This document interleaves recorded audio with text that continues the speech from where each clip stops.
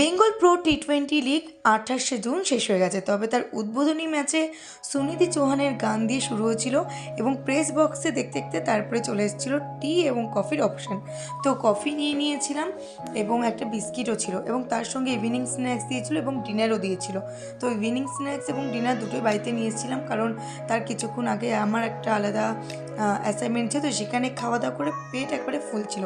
তো ইভিনিং স্ন্যাক্সে ছিল দুটো চিকেন স্যান্ডউইচ ছিল, একটা ভেজ কাটলেট ছিল, সসের একটা প্যাকেট ছিল, একটা সন্দেশ ছিল। এরপরেই দেখাবো ডিনারের বক্সে কী কী ছিল। তবে তোমাদেরকে জানিয়ে রাখি, প্রেসদের জন্য কিন্তু এই বিপিএলের 8টি ম্যাচেই প্রেসদের জন্য লাঞ্চ এবং ডিনারের অপশান থাকে, তোমরা খেতে পারো, তোমরা দুটোই খেতে পারো, এরকম একটা ব্যাপার থাকে। তো আমি 2-3 দিন কভার করেছিলাম, তো আমি লাঞ্চ ডিনার দুটোই পেয়েছিলাম। তো প্রথম দিনের বক্সে মানে ডিনারের বক্সে প্রথমেই বেরিয়েছিল ফিশ রোল, তারপরে দুটো নান বেরিয়েছিল এবং এই নানের সাথে খাওয়ার জন্য মানে কাবলি ছোলাও ছিল, সেটা অপূর্ব খেতে। আর ইডেনের খাবার এক একটা সত্যি খুব দুর্দান্ত হয়।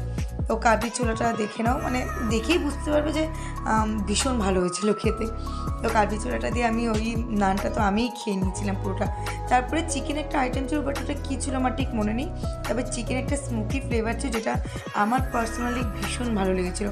এবং এর সাথে খাওয়ার জন্য পোলাও ছিল, আর তার সঙ্গে একটা রসগোল্লাও ছিল এবং লাস্টে ছিল একটি অরেঞ্জ জুস। এবং বিপিএলের মানে পুরো ম্যাচ কভার করতে গিয়ে অসাধারণ খাবার দাবার খেয়েছি।